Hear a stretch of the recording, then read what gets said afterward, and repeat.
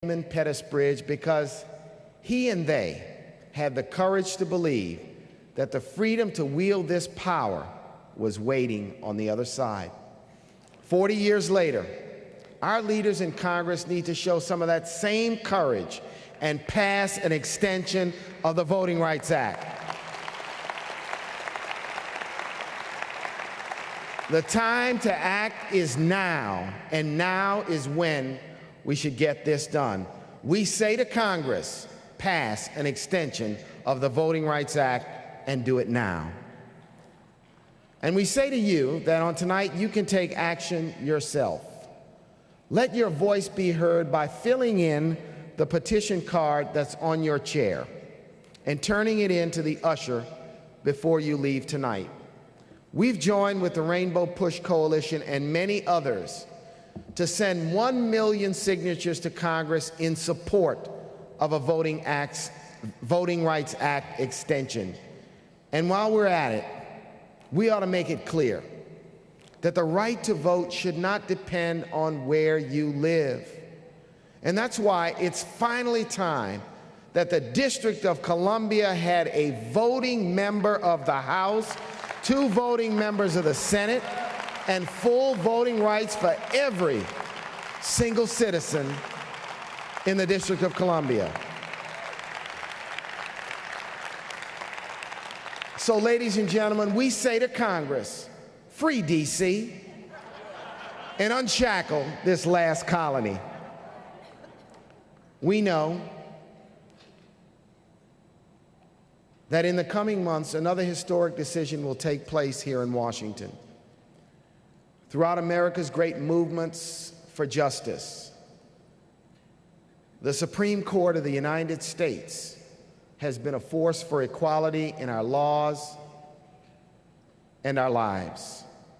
History has taught us that the Supreme Court giveth, and yes, the Supreme Court can taketh away. The Supreme Court does have the power to interpret the Constitution in a way that expands or erodes the rights that so many have fought for. And it can also expand those rights so that we can keep moving forward as one nation. Last week, the President nominated Judge John Roberts to fill Justice O'Connor's vacancy on the Supreme Court. Judge Roberts does have strong and impressive academic credentials. But before we make a judgment, we want to know where Judge Roberts stands on the rights and freedoms for all Americans. We want to know where he stands on voting rights, civil rights, affirmative action, and equal opportunity for all. We want a Supreme Court that respects the progress of the last 50 years, from Brown versus Board to Fully Love to Michigan v. Grutter. We want a Supreme Court justice with an independent and intelligent mind, but also with a compassionate heart.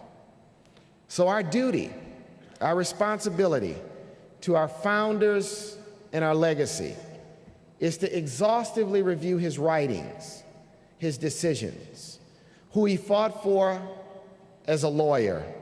And it is also our duty to expect the United States Senate to do the same. Yes, in a dignified fashion, but in a thorough and probing way. Justice O'Connor cast the 5th vote in so many cases that so much, and you know this, rides on this decision. Tonight, we're here to celebrate the 95th year of a journey that began, like so many others in our history, with a simple hope for a better life. For hundreds of thousands of African Americans, indeed millions, who were sweltering in the oppression of the Jim Crow South, this hope carried them all the way to the sprawling metropolises of the North nearly a century ago. What they sought was opportunity. What they found was still more discrimination and segregation. And into this gap between the ideas that they held dear and the realities they face stepped the National Urban League, founded to bring freedom and opportunity to every willing America.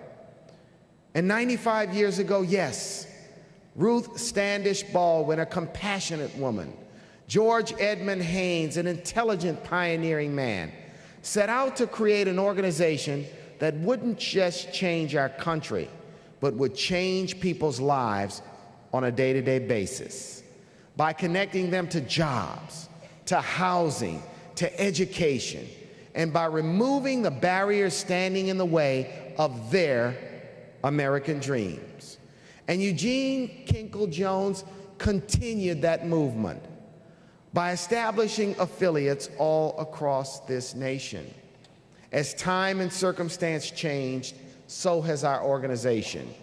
Even while our mission of opportunity endures, when our arsenal of democracy created thousands of jobs in the defense and construction industries during World War II, Black America was told that they need not apply. And yet Lester Granger knew we had to integrate, and we did.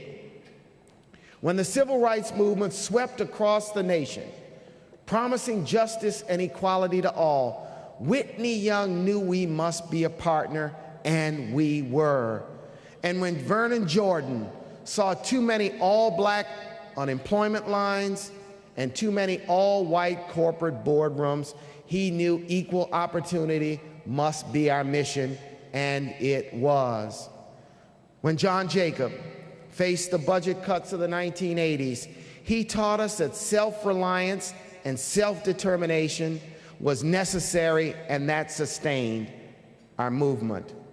And when the national economy expanded in the 1990s, Hugh Price, my predecessor, recognized that a commitment to academic excellence and achievement was the best way for our children to participate in the new information economy. Yes, the National Urban League has been a movement of great leaders, but ladies and gentlemen, even more, it has been a movement of purpose and a movement of people empowering communities and changing lives for 95 years.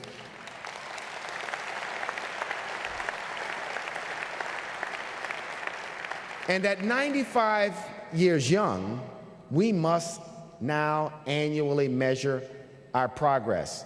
This is why we've created the Urban League Census, which is being released today and which will be released every year at our annual conference. The census tells us the following.